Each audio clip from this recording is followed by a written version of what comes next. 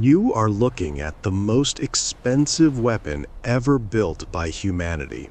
This nuclear-powered aircraft carrier, valued at nearly $15 million, has been the symbol of unrivaled power in the history of warfare for over a century.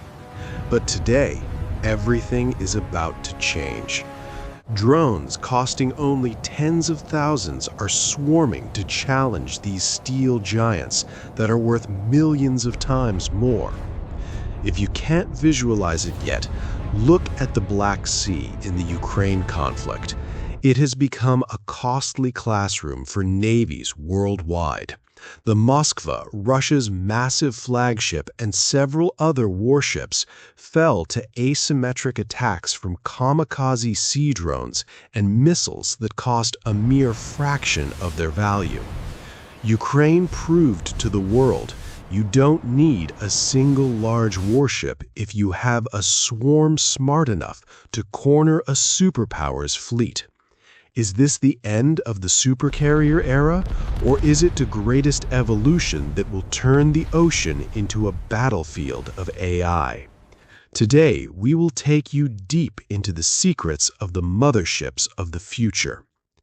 If we look back at the beginning, aircraft carriers didn't start as the formidable bases we see today. In the early 20th century, they were just wooden ships used to launch observation balloons. It wasn't until World War II that these ships proved that whoever controls the air controls the war. Evolution transitioned from small ski-jump ships to nuclear giants like the U.S. Navy's Gerald Ford class, carrying nearly 100 fighter jets. But greatness comes with a price.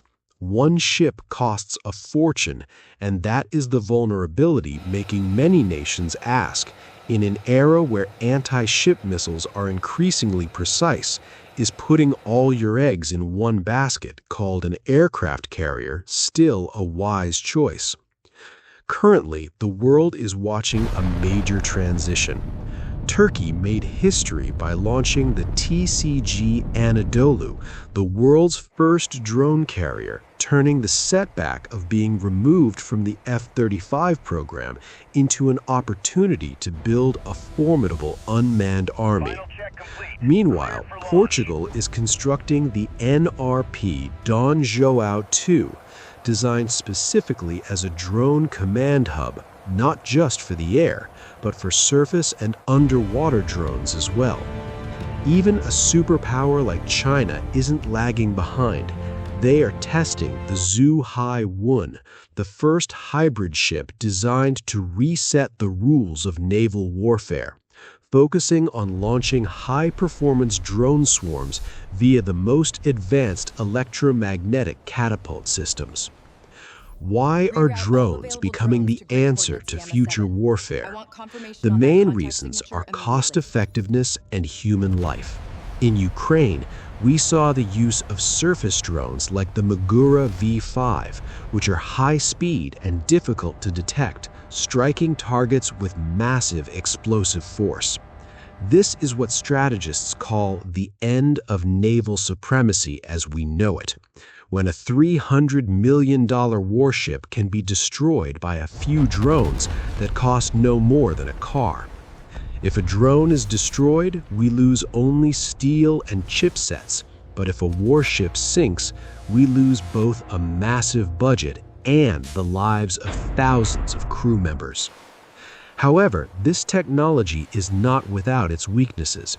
The biggest limitations is flight ceiling and speed. Currently, most drones cannot achieve air superiority compared to fifth-generation fighters like the F-35 in heavily defended zones. There is also the issue of signal jamming, as many drones still rely on remote control. If the signal is cut, those drones could instantly become drifting junk. But strategists bypass this with the Salvo Equation, proving that the threat isn't the skill of a single drone, but the simultaneous swarm attack. If you send 50 drones against a single warship, even if the defense systems shoot down 40, the few that survive are enough to sink a multi-million-dollar vessel. The true future lies in the synergy between humans and artificial intelligence. The role of the pilot is shifting. They will no longer be the ones flying to drop bombs themselves, but will become commanders of drone swarms from a safe mothership. Without a pilot inside, human G-force limits disappear. Future flight decks won't need to be exceptionally long just to accommodate human endurance during catapult launches. Agile, medium-sized ships will become the backbone of the modern fleet, working alongside autonomous systems capable of making split-second decisions. Looking back at Thailand, the Royal Thai Navy is at a critical turning point regarding the acquisition of a new $525 million frigate.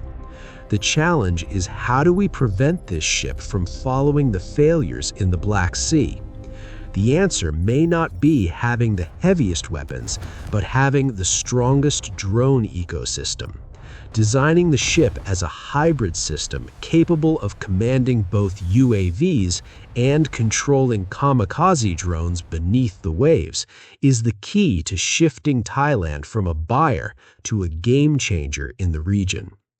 This isn't just about buying one ship.